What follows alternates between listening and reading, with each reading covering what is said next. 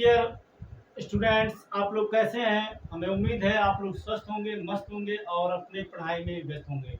Dear students, आज का जो हमारा कॉन्सेप्ट है, मूल कॉन्सेप्ट से रिलेटेड प्रश्न है जो बहुत ही इंपॉर्टेंट है। क्लास 9, 10, 11, 12 सभी कक्षाओं के विद्यार्थियों के लिए बहुत ही महत्वपूर्ण क्लास है और ज़्यादा लंबा वीडियो नहीं होने वाला है। इसको स्किप मत कीजिएगा, शुरू से अंत तक देखिएगा, आपके समझ में जरूर आएगा। तो डियर स्टूडेंट्स, चलिए हम अपने प्रश्न पे आते हैं और इसे शुरू करते हैं। तो फ्रेंड्स, हमारा जो क्वेश्चन है पहला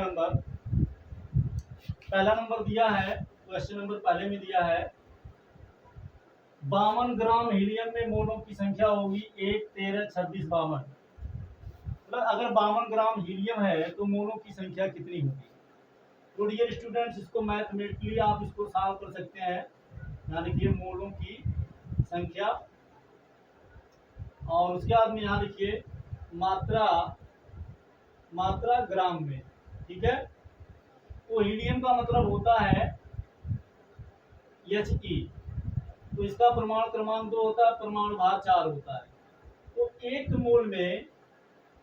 मोल हीलियम में इसकी जो मात्रा होती है 4 होती है।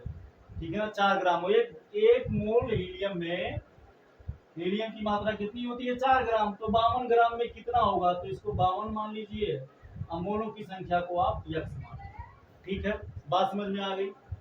तो देखो क्या है, जब एक 4 ग्राम में 1 मोल हो रहा है तो 52 ग्राम में तो ज्यादा ही होगा। एक बार फिर से, जब 4 ग्राम में 1 मोल है तो 52 ग्राम में मोलों की संख्या 1 से ज्यादा ही आएगी। कहने का मतलब यक्स का मान जो भी आएगा 1 से ज्यादा आएगा। तो यक्स का मान ज्यादा होगा तो तीर नीचे, 52 4 से ज्यादा है तो तीर नीचे हो गया। इसको आप लिख सकते हो इस तरह से, बराबर करके 1/x = 4/52। ठीक है ना, अब इसका क्रॉस मल्टीप्लाई कर दीजिए। तो 52 का गुणा x का गुणा 4 में करोगे तो x गुणे 4 बराबर 52 का गुणा 1 में करोगे तो कितना आएगा? 52 ही आएगा। या x बराबर हो जाएगा 52/4 और 4 का भाग 52 में देंगे तो x बराबर 13 चौक को 52, 13 आ जाएगा। कितना आ जाएगा? 13। तो हमारा option number B for Bharat, option number B हमारा सही है। ठीक है, फिर दिया है कार्बन परमाणु का 1 मोल। कार्बन परमाणु का 1 मोल मतलब इस तरह से, अगर मान लो यहाँ 2C लिखा है इसका मतलब कार्बन का 2 मोल हो गया, और अगर खाली C लिखा है इसका मतलब यहाँ 1 है, इसका मतलब हुआ कार्बन का 1 मोल। तो C कहिए या फिर 1C लिखिए या फिर C लिखिए, इसका परमाणु भार कितना होगा? मोलर द्रव्यमान इसका जो होगा कितना होगा? 12 ही होगा। तो कार्बन परमाणु का 1 मोल हो रहा है और कार्बन परमाणु का क्या ग्राम? 12 ग्राम होगा। तो यहाँ सी फॉर कनाडा या छोड़ दीजिए, मतलब ऑप्शन नंबर सी आपका सही होगा। ठीक, अब आ जाते हैं क्वेश्चन नंबर 3 पे। निम्नलिखित में से उच्चतम द्रव्यमान वाला है H2SO4 का 1 मोल। तो H2SO4 का 1 मोल का मतलब H2SO4, यहाँ कुछ नहीं तो 1 है, 1 फॉर 1 मोल हो गया। 1 लिखो या ना लिखो, तो ये हो गया 1 गुणे हाइड्रोजन का 2 धन सल्फर का कितना होता है परमाणु भार?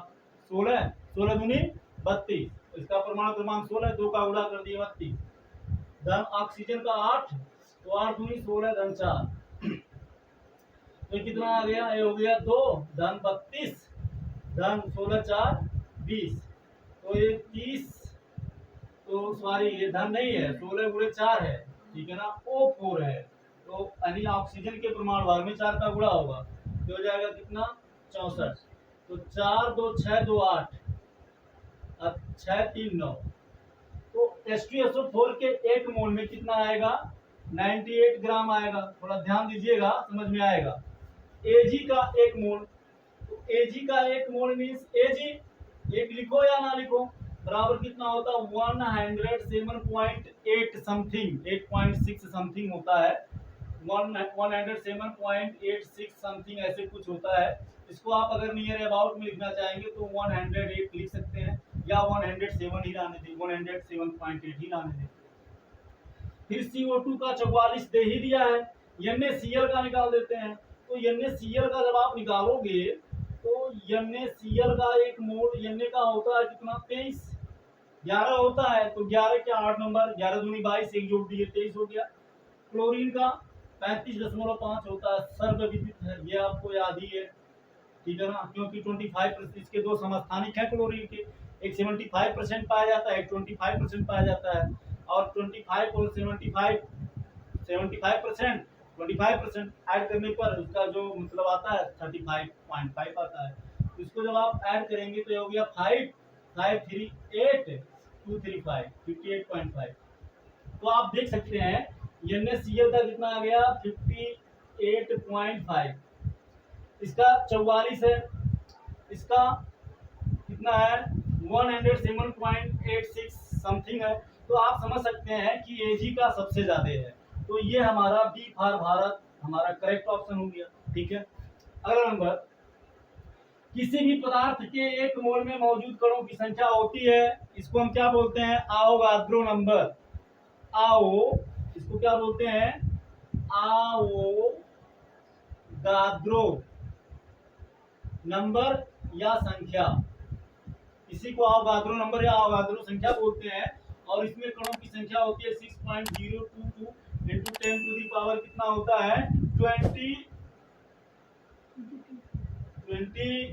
होता है, ठीक है ना, 22 होता है, 23 होता है, 6.022 इंटू 10 टू दी पावर 22, ठीक है।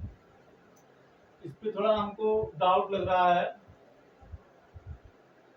तो इसके बाद में चलिए देख लेते हैं, 18 कैरेट सोने में शुद्ध स्वर्ण का अनुपात होता है, 18 कैरेट के सोने में शुद्ध स्वर्ण का अनुपात होता है। अब आप जानते हैं कि जो धातुएं होती हैं, जैसे आप एक चीज आपको पता होगा कि जैसे लंबाई को, जैसे दूध है, तो दूध की शुद्धता को किससे मापते हैं, दूध की शुद्धता को मापते हैं हम लैक्टोमीटर से। किससे मापते हैं, लैक्टोमीटर से मापते हैं। ठीक उसी तरह से जो हमारी धातुएं होती हैं, धातुओं की शुद्धता को किससे मापते हैं, कैरेट से, ठीक है। तो अब यहाँ दिया है 18 कैरेट सोने में शुद्ध स्वर्ण का अनुपात जो होता है, एक मिनट, ठीक है। तो जो स्वर्ण होता है 18 कैरेट का होता है, 20 कैरेट का होता है, 19 कैरेट का होता है, सबसे शुद्ध जो सोना होता है वो 24 कैरेट का माना जाता है। तो कह रहा है 18 कैरेट का मतलब जब सोने की शुद्ध मतलब जो सोना है ये 18 कैरेट का ही है, मतलब ये शुद्ध नहीं है, मतलब इसमें कुछ मिक्सचर होगा। तो जब मिक्सचर होगा तो कितने का मिक्सचर होगा और कितना शुद्ध होगा, ये आपको बताना है। तो 18 कैरेट सोना में जो शुद्ध स्वर्ण का जो अनुपात है, ये आपका क्या है, ये आपका है 75%, ठीक है ना। शुद्ध सोने में, सॉरी 18 कैरेट सोने में शुद्ध स्वर्ण का जो रेशियो है 75%, ठीक है ना। और ये जो हमारा है, ये किसी भी पदार्थ के एक मोल में मौजूद कणों की जो संख्या होती है 6.022 इंटू 10 टू दी पावर 23 होती है। सॉरी देखिए वही हम कर रहे थे, हमको डाउट है, याद आ गया, 6.022 इंटू 10 टू दी पावर 23 होती है किसी भी पदार्थ के एक मोल में मौजूद कणों की संख्या। इसी को हम आवोगाद्रो संख्या भी कहते हैं या आवोगाद्रो नंबर कहते हैं। इसमें कणों की संख्या 6.022 इंटू 10 टू दी पावर 23 होती है। तो डियर स्टूडेंट्स, आई होप आप इसे अच्छे से समझ गए होंगे, आपकी समझ में आ गया होगा। वीडियो आपको कैसा लगा जरूर कमेंट करके बताइएगा। फिर मिलेंगे नेक्स्ट क्लास में नेक्स्ट टॉपिक के साथ। थैंक यू सो मच, जय हिंद।